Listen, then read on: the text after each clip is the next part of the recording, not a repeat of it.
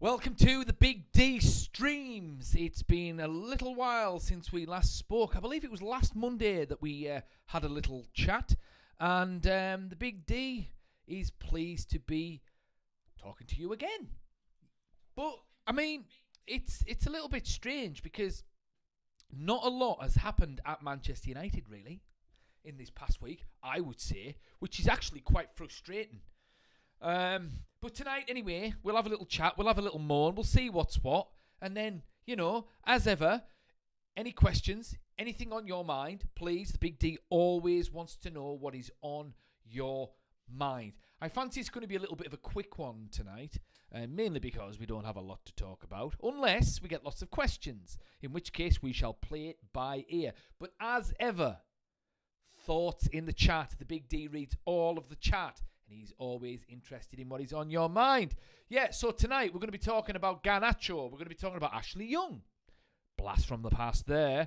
We're going to be talking about Mbeumo. We're going to be talking about Marcus Rashford. We're going to be talking about Sancho as well and Juventus. And we're also going to be talking about some of the players that we've let go who have had some big moves. And I don't know, it's just weird at Manchester United, really. I don't even know what's going on, to be quite frank. And you know what? I might even start here, actually. I mean, so Alanga's just had a big move to Newcastle, right? 50 million or whatever.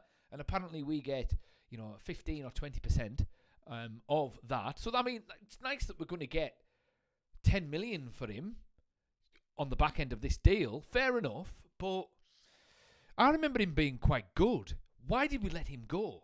I mean, would he suit Ruben Amorim's system? I don't know. Maybe he would, maybe he wouldn't. But he's gone to Nottingham Forest and done really, really well to warrant a big move to Newcastle. And let's be quite honest, Newcastle are going to be challenging very, very soon. They've got too much money. They'll figure out a way to get the best players. They will, believe me. Anyway, there's him. And also Carreras, who we let go for about, I don't know, however many million. It was pittance. We had a £15 million buyout fee. He's a left back as well. He went to Benfica, smashed it up, and now he's got a 50 million transfer to Real Madrid. How on earth have we let that one slip through our fingers, especially when we were crying out for a left back? It's nuts. How much did we spend on Dorgu? I mean, fair enough, Dorgu was all right, or he's all right, and he might still be class. Fair enough, and he has helped the team. But we could have bought back Carreras for 15 million or something like that, and we paid double that for Dorgu. Oh, I don't know. I don't know. Was that the previous regime? Was it Ineos? I'm not sure. Were they just finding the feet at Man United and they let that one slip through the fingers? Or was that Ten Hag? I don't know. I really don't know. I mean, and then you add that with McTominay, who's smashing it up in Serie A, best player in the league, walking around like a movie star because he's smashing goals in. He's winning Serie A titles. He'll get a big move next for about 100 million to Real Madrid or Barcelona. Watch, I'm telling you, he will. Someone will take a punt on him because he's done that well in Italy. And he wasn't used right at Man United himself. We were trying to make him the new Michael Carrick, but it turns out he's a number 10, scoring goals. We've got a million number 10s at the moment now that we've bought Cunha. Oh, hey. And another one that we've let go, Mason Greenwood, the one who shall not be named, he should be at Man United as well. Because he's doing well in France. I know it's a lesser league, but to be fair, he proved himself in the Premier League. He scored quite a lot of goals, and he scored some big goals as well. So, all these players that were it's just so frustrating. It really is. And it's sad. It's sad. It's like, what's going on at Man United? Which brings me to Alejandro Garnacho, right? I know he doesn't quite suit Garnacho, Ruben Amorim's system. I know he's a winger and he plays best on the counter-attack, and it's the same with Rashford as well. But it's just, why can't these players learn new skills? It's football. It's It's not rocket science. We're not asking him to learn calculus or something like that, or the theory of relativity. We're asking him to just put a shift in, press people, close down, pass the ball, and score goals. Why can't they just do that? And if you look at, say, look at what Luis Enrique did with Ousmane Dembele.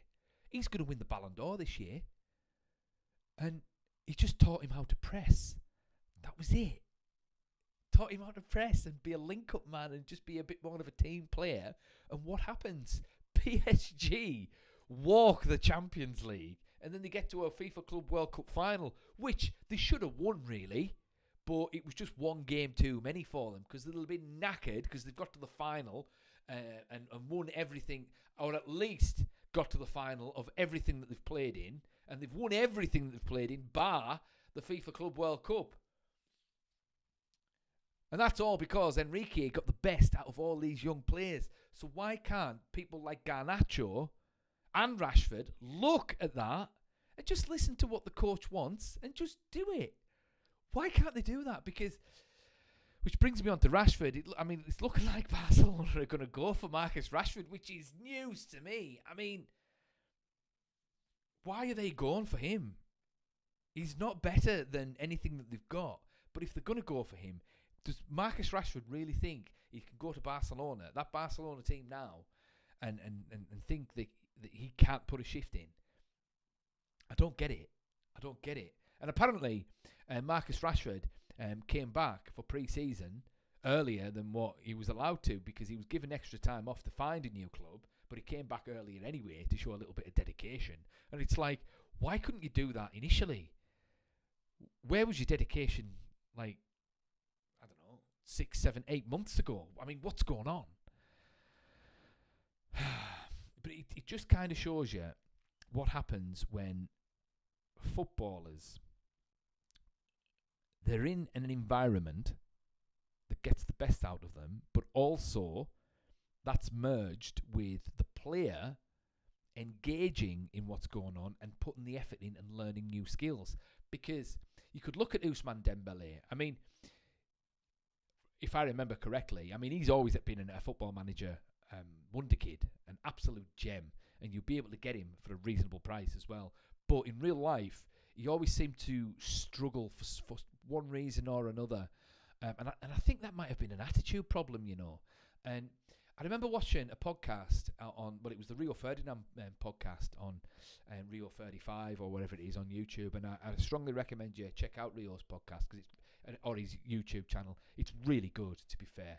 I've clipped up some of his podcasts before and done some commentary videos on them because they're really good. And one of the most interesting ones that he had was, I think it was Kevin Prince Boateng, the journeyman footballer that's played at Barcelona, AC Milan.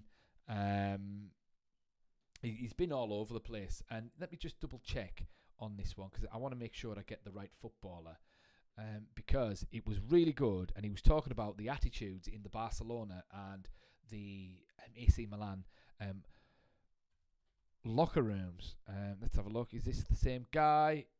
Yes, it is. So I got the guy right. Yes. So Kevin Prince Boateng.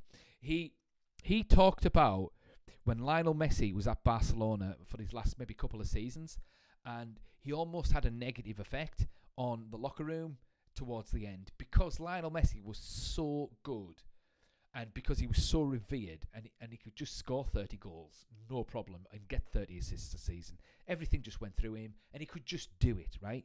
He used to come into training, kick a ball about for a bit, and then he'd go and play basketball.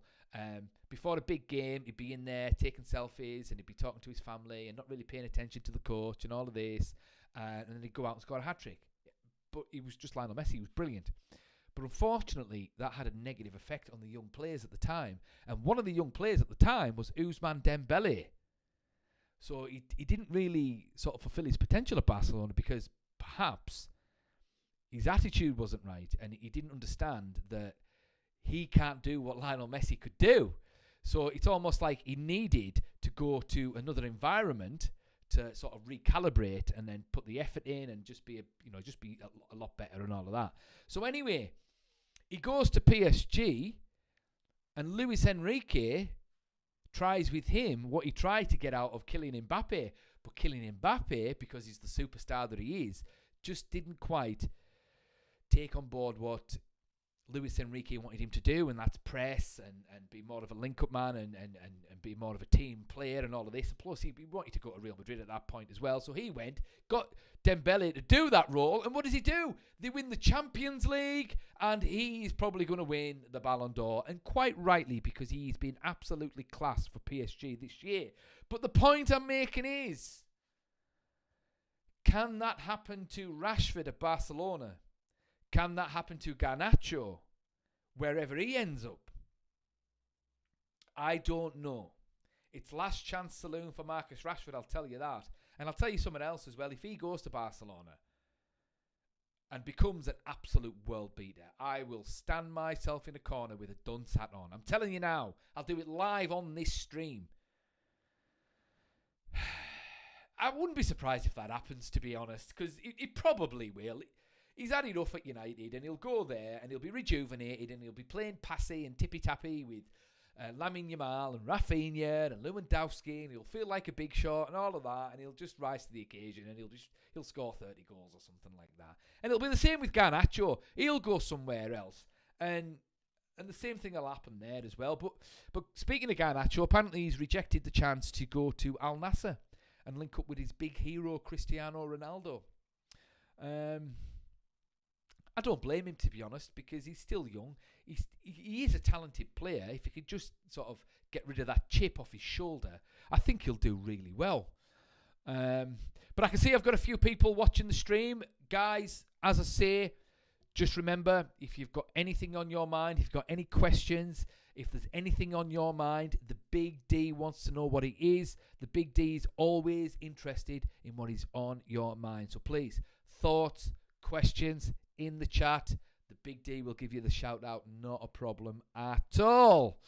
But yeah, so Garnacho, he had the chance to go to Al Nassr. He'd have got about 10 million a week or whatever it is, but he's chosen not to pursue that. Now, it just makes me kind of wonder what's going on at Man United at the moment, because things just seem to be happening really slowly. We got Cunha in, no problem, and it is a little bit frustrating, and we could do with getting a few players in before this pre-season tour, because they need to be embedded into the team and into the tactics, and they need to get used to the players around them and build the chemistry and get used to the new situation that they'll find them in when they join Man United. And going on a pre-season tour is a perfect chance to be able to do that. Now, as I say, we've got Cunha in. What's the hold-up with Mbeumo? We're not far off what Brentford want. What are they waiting for? Pull the trigger. I mean, are they waiting for Rashford to go? Are they waiting for Sancho to go? Are they waiting for Garnacho to go to free up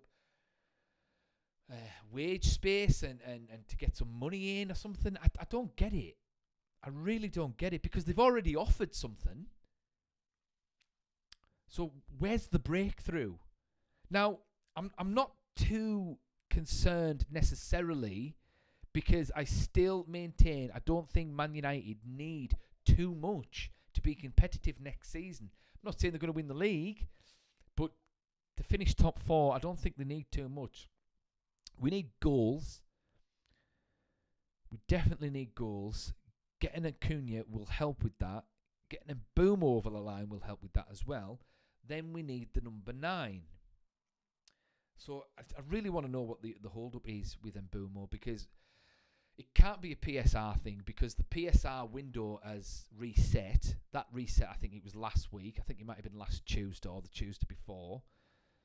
So we should have some more wiggle room on that. So why Mbeumo is taking so long, I don't know. But according to sort of sources and all of that, apparently they expect United to go in with a new offer this week. But they said that last week as well.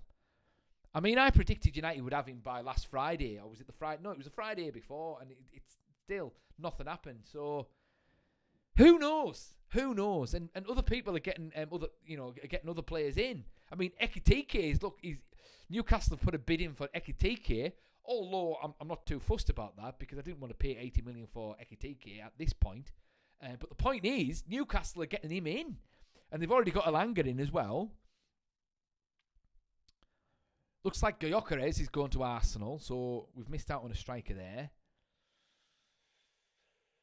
But yeah, what's going on? Which brings me on to Sancho as well. I mean, this could be linked to it as well. It feels as though this situation at the moment is just waiting for one thing to drop, and then the rest of the dominoes will drop after that, and everything will fall kind of into place. Like if Barca put a bid in for Rashford, 30 million, 40 million, 25 million I'd take for Rashford at this point, as long as we got him off the wage bill, then I fancy that'll free up some cash, and then they'll have no excuses but to get the Mbeumo deal over the line. So if that happens, that could move things along quite rapidly after that. And then they've got Sancho as well. So it's a similar situation with Sancho. So Sancho must be on a similar wage to Rashford at this point. And we'd likely get something similar for Sancho as well. But Juventus are working on a deal with him, and they want Conceição as well, potentially. But they can't really do anything until they sell players as well, from what I've read. So that's an awkward situation. And they're trying to get rid of Dusan Vlahović, who I talked about in earnest last week. So maybe there's something going on there that we don't know about. And like I mentioned last week, you know, we need a number 9. So let's just do a straight swap, Sancho for Vlahović. But it depends on, how much money Vlahović wants per week. I don't think Vlahović can really... I don't think he can get a lot of money out of Man United at this point. Because although he's a talented player, and I do feel as though he'll do really well at Man United, he needs to prove himself. Because he's gone to Juventus, and in the hope, and they hoped he would be a world beater, and they gave him a big wage because they thought he was going to be, but it didn't quite work out as well as what they'd hope. He still could be, and I think he's still worth a chance, Man United signing him, because there's been a few instances when there's been players gone to Juventus, and it's just not quite worked out, but they've gone elsewhere and they've smashed it. A very famous case is Edwin van der Sar. He wasn't great at Juventus. They got Buffon instead, and then they shipped him out. He ended up at Fulham, and then we signed him, and he became one of the best goalkeepers in the world, and one of the best goalkeepers that we've ever had. So just because it doesn't work out at Juventus doesn't necessarily mean it won't work out at Man United. And Vlahović just looks like he would suit Man United down to the ground. Big character, feisty, and he would suit the Premier League as well. He's a big lad and all of this. And maybe he just doesn't like the slow-paced Italian league or something. I don't know. Who knows what's gone on? But it looks to me like he would thrive in the Premier League, and he would get stuck into the physicality, and it might just get him going a little bit. But the point being is, if he did come to Manchester United, I don't think he would demand a big wage. Not initially. I mean, if he signed and maybe got, 200k a week, whatever it is, I don't know, and then he smashed it in his first season, then fair enough. We could maybe renegotiate and give him 300k a week, but only if he smashed it. But Juventus need to sell some players. If they're going to get Sancho over the line, it's probably the same with us. For us to get new players in, we probably need to get rid of Rashford and or Sancho. So all of these, it's like a spider's web of transfer talk and all of this garbage. So once one of those things drop, then I feel as though things might speed up on that front with Manchester United. Ashley Young. Gaz Davies says he can hardly hear me. That's quite interesting. Let me just double check that, pal.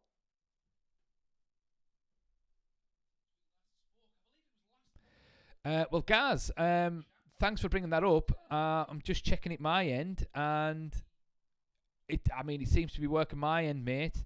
Does anyone else have a problem with the sound on there? Let me know. Maybe try with all due respect, guys, maybe try turning up the volume, perhaps. Because, as I say, from my end, everything seems fine. But I'll try and keep my microphone close to my mouth, pal.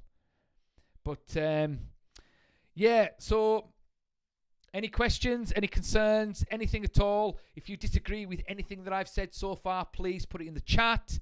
The Big D reads all of the chat, and he's always interested in what is on your mind. Any questions? The Big D wants to read them. Anyway, yeah, last thing. So Ashley Young, he's done a little bit of a interview, and he's basically said that it's now or never for Ruben Amorim. And I agree. It is. It's now or never. He needs to get a couple of players in. He's got one. I think he needs two more.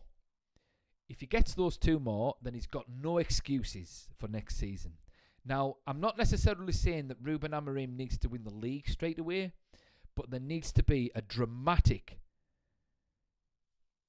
improvement. Gaz Davies.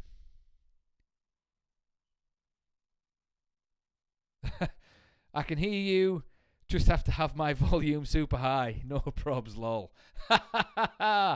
Do you know what, guys? Fair enough, mate. I will look into that.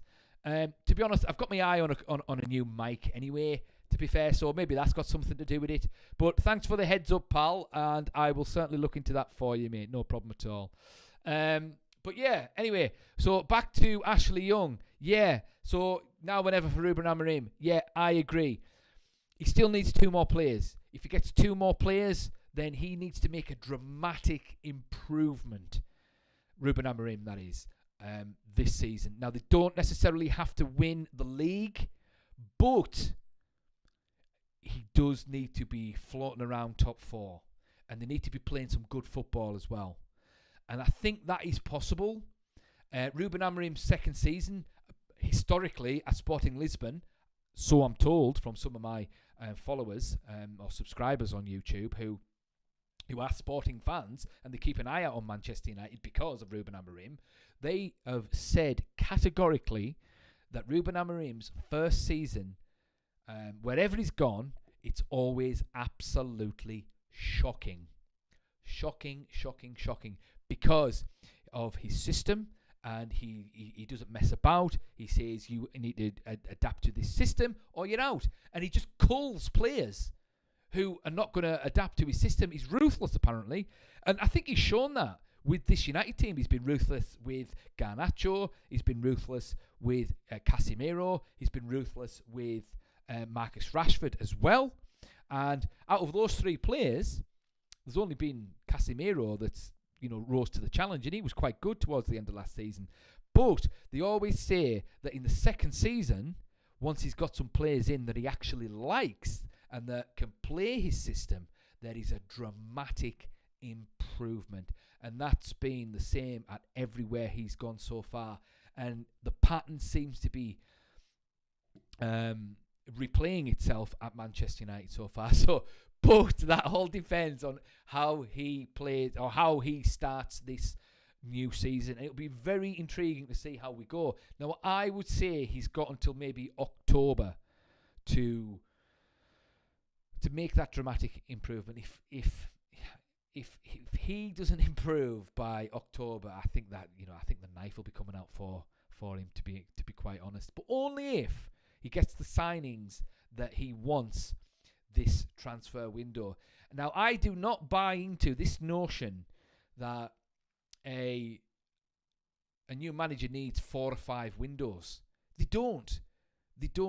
A good scouting system or a good scouting team can identify the right players, and they can get them all in 1 or 2 windows, no problem. Particularly with this Man United team as well, because the squad itself is brimming with talent. There's loads of talent in there. They just need to work together and get used to this system, which I think they kind of did towards the end last season. But it just needs a little bit of help. And we need goals. We need goals to finish top 4. We need a new goalkeeper to challenge for the title. And to win the title, I think we need maybe another full-back as well, or a wing-back. So to win the league, the team needs goals, goalkeeper, and another a world-class wing-back as well. If we do that, we'll win the league. Or at the very least, we'll challenge for it. But at the moment, goals will do. And it just looks like we're focusing on getting goals at Manchester United this transfer window. And then we'll see how we go from there. Let's have a little look at what's going on here. Gaz Davies. Amorim was only ever going to be judged on next season. We have to forget last season. I agree, Gaz. I agree. Last season was shocking. There were some nice moments. Especially in the Europa League. I really enjoyed the run in the Europa League, and I went to some of them games. I was at the Lyon match where we won, and Harry Maguire scored at the last minute. I was in the Stretford end for that. If you look back on my video content, there's loads of footage from me filming some of the players and things like that. And check out my TikTok as well, because I've got some footage on there from my seat in the Stretford end. So yeah, I agree. He's going to be judged on next season. I think as well, I think it's important to note that because the system that he was playing was so different to Erik ten Hag, that it was just going to take them so long to adapt that it's almost like by the time they did adapt in the league, it was like they just had no motivation to kind of play it. And plus, we didn't really have any goals in us at that point as well, because Rashford had gone and Rasmus Højlund just didn't have the confidence. So the league was just a write-off, and they were only playing for the Europa League. And people talked about the squad was suited to the Europa League and not so much to the Premier League. But I disagree with that, because we played quite well against Tottenham. Tottenham didn't steamroller us in the final. We should have beaten Tottenham, and if we'd had Rasmus Højlund, who had some confidence, and we got a goal, it would have been a different kettle of fish. But alas, it wasn't meant to be. But nonetheless, yeah, Gaz, I agree. Last season was a write-off, and next season is what he's going to be judged on. Totally agree there, pal. Let's have a little look. Temesgen, Deliso.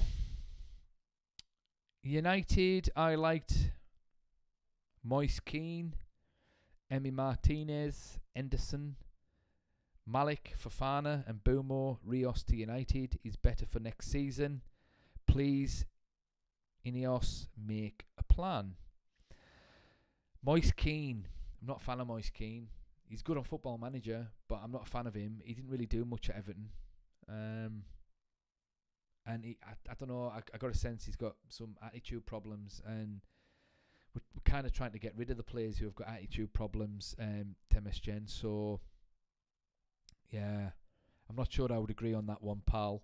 Emi Martinez would definitely be an upgrade on Onana, definitely, but it doesn't look like we're getting rid of Onana at this point, particularly now that he's injured as well. I doubt we're going to ship him out anytime soon. And if we're going to be concentrating on getting goals, we probably won't have the money to get a goalkeeper in as well. Who knows? Who knows? See, the thing is, we don't know. We don't know what's going to happen.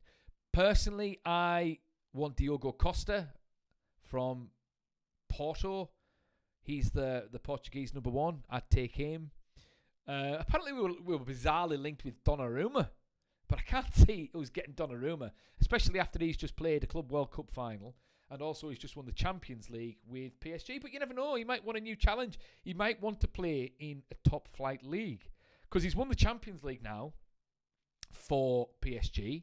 He's won the league. He's won everything you can possibly win at PSG, apart from the Club World Cup. But he's not going to get a chance to win that again for another 4 years, even if he stays at PSG. And he could quite easily go to another club that qualifies for the Club World Cup, and you never know, Man United might qualify for the Club World Cup in 4 years' time. We shall see. But the point is, bizarrely, we were linked with Donnarumma, and I tell you what, I'd have him, absolutely, but he would cost a fortune to come. We'd have to probably pay over 100 million for him, and we definitely haven't got that in the coffers at this point. Edison, I mean, and the other players, I mean, I don't think the midfield is a priority at the moment, because Casemiro was pretty decent towards the end last season, and it looks like Bruno Fernandes is going to be playing in central midfield next year as well, and we've got Kobe Mainoo there, and we've got Ugarte, and we've got Mason Mount, he can play there as well. So I don't think it's a priority position, and I'd like to see how Kobe plays next season. Injury free. Because I remember when we played against Liverpool at Anfield last year, and I would say that was probably our best ever performance all season. We were absolutely class at Anfield, and what was it, 1-1? And Kobe was brilliant in central midfield. So if we can just get a run of games and stay injury free, and he should be used to that system now, then I think the central midfield partnership of him and, say, Casemiro or Ugarte, because Ugarte is good as well, then I think we're all right, to be honest. I do. I think we're all right. I don't really know too much about Malik Fofana or Rios at this point, but definitely Mbeumo, he'll be a good signing. But we've got... So the thing is as well, so let's say we did get Mbeumo, that would mean we would have Mbeumo, Diallo, Mount, Xerxes, Fernandes, who else? And Cunha. 6 players fighting it out for 2 number 10 positions. Unless Ruben Amorim wants Xerxes to challenge Højlund for the number 9 position, but he's not a number 9. He's played really well in the number 10 position. So we're buying all these number 10s and we don't need them. It's weird. So, yeah. A lot of number 10s. Gaz, what you saying here, pal? I'm not into this 10 games to get it right BS. Yeah. He needs to hit the ground running, if that's what you mean. I'm sure that's what you mean. So 10 games. Yeah, Man United need to hit the ground running. Like, we need to win the first game in the league against Arsenal.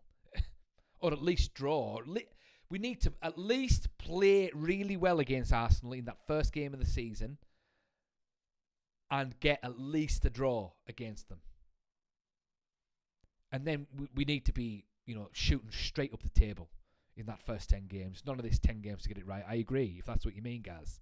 I agree. Goals will make a hell of a difference, lol. It's that simple. I agree.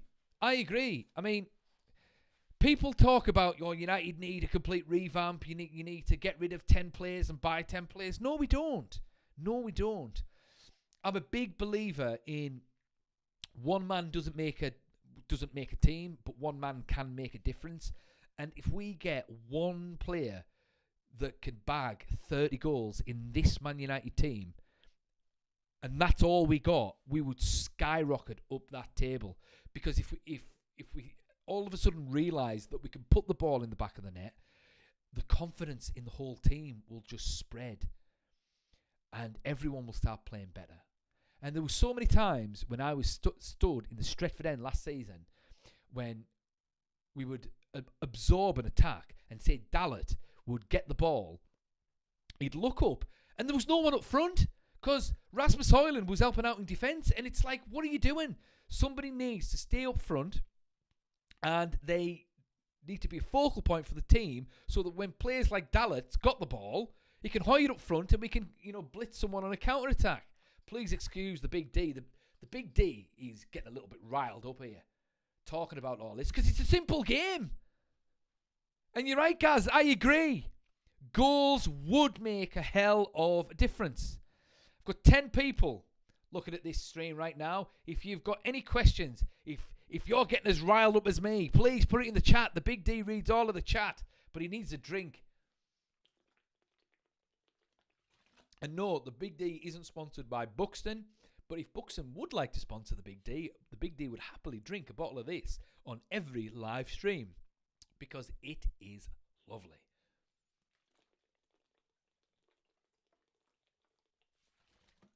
But yeah, goals. And I mean, we've got Cunha. I mean, how many goals did he get in the Premier League last season? 15 in the Premier League alone. Great. Brilliant. And he's also got a lot of assists. And we've got Mbeumo in. There's 20 goals, hopefully. And then I don't know. Who do we get? Do we get Vlahović? Do we get Osimhen? Do we get someone else that we don't know about? Or does Rasmus Højlund all of a sudden find his shooting boots and he bags 15, 20 goals in the league next season? Because if you... let's just say... I mean, that's not unrealistic, to be fair, to get 15 from Cunha, and he's already proved it, that he can do it. Same with Mbeumo. So there's 35 goals, right? And then we get, say, Højlund scoring 15 goals. That's 50 more league goals. That would skyrocket United up the table. And that's not unrealistic. And I think that's what they're aiming to try and do. What else? Gaz Davies, what else you talking, mate?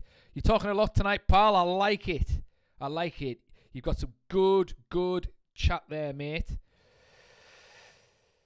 Let's see. Gaz Davies, I think you, young lad, will take his chance up front. Save us a fortune. What young lad? The new... I looked into that, actually. We signed a young lad. But I can't remember his name.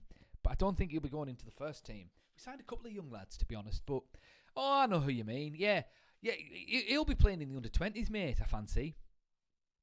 We need a proven goal scorer. I'm not too fussed about Gyökeres going to Arsenal. I'm really not. I could be wrong. He could be class for them, and he could make the difference. I don't know, to be honest. But I'm not too fussed. I've looked at some of his footage on YouTube, and yeah, he just looks a bit one-dimensional. And he's 27, and he's 27. He's only now getting his big move.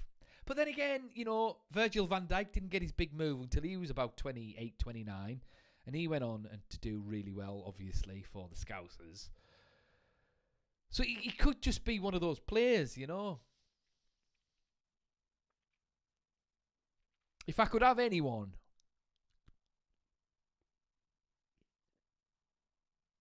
it'd be Osimhen or Vlahović.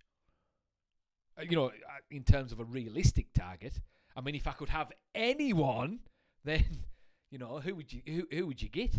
Who's the best striker in the world these days? Haaland, innit? It's probably Haaland. Obviously, we're not going to get him. We should have had Erling Haaland. I'm not even going to go into that because it'll just depress us. Let's have a look. Gaz Davies, yeah, we're having a nice chat tonight, pal. I've done that before. A litre of Smirnoff in a Buxton bottle. I tell you what, mate, if you've done that, you must have a liver of steel.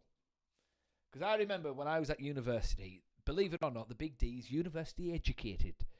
When I was at university, I watched this. The guy was an idiot, to be fair.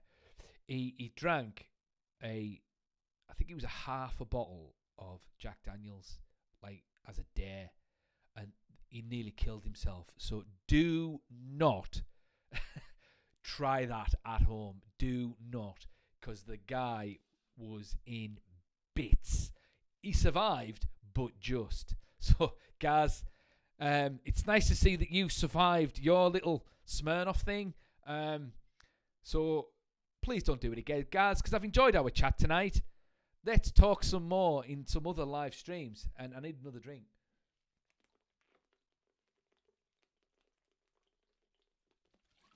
But yeah. Anyway, I think I'm going to wrap this up. I've said all I want to say, unless anyone has got anything to say in the chat. Tell me now, or forever you hold your peace, because the Big D needs to have his tea, and he's still got a few bits and pieces to sort out as well, because the Big D has got a few fingers in a few pies that he needs to work on. And the Big D is probably going to get a bad head tonight, because as you can see, there's a lot of marks on the Big D's forehead, because the Big D was boxing sparring tonight, and he was getting smacked around a little bit by some snappy little 22-year-olds. In fact, I think they're even younger, but the Big D held his own. That being said, the Big D needs some sustenance. But check out, I've done a couple of videos before this live stream. I did one about Nemanja Vidic, talking about the disastrous run that David Moyes had at Manchester United, and he talks about the shocking retirement of Sir Alex Ferguson, and obviously how we've never recovered. The Big D also gives his opinion on what Nemanja Vidic had to say in that. It's on my channel. Have a look. It was done today. And I give my opinion about why we are in the situation that we are in, and why it's just been a slow decline since Fergie left. And I think it's a very straightforward sort of understanding, really, with the benefit of hindsight. But everything's better with hindsight, isn't it? You know the problems with hindsight. The trick is anticipating the problems, and I think that was actually the problems. I think that actually cuts to the core of it, really, anticipating.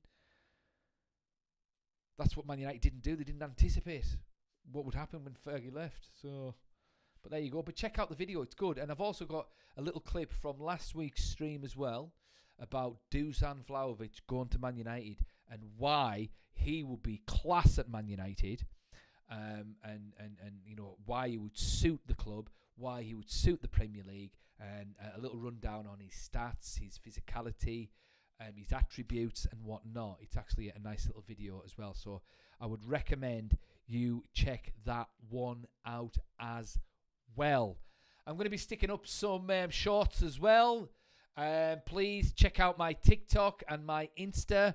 The handles are obviously on the top corner of this little screen here. And yeah, please, thoughts in the comments. If you've got any ideas, if you want to know anything about me, if you want me to talk about anything in particular. And also, I'll tell you something else. The Big D is trying his best to get a little podcast going. I'm trying to reach out to some ex-players to see if they'll have a little chat with the Big D. So far, there's been no movement on that. I have been talking to someone in particular that was really interesting as well. But we shall see. Watch this space. The Big D is determined to get an interview with an ex-Man United pro. So if you've got any recommendations about who you would like the Big D to talk to, any suggestions, please put it in the chat, put it in the comments, put it anywhere you think the Big D will see it, and I will see what I can do. Anyway, the Big D has talked for a lot. See, I always say at the beginning of these streams, it's going to be a quick one, 20 minutes, 10 minutes, but I always find something to talk about. But anyway, Big D needs some food. He needs his tea. The Big D is going to leave you. Thank you for all the chat. Guys, nice talking to you. Same to you too. Same to you as well, Temesh Jen. And the Big D will see you as ever in the next one. Ciao.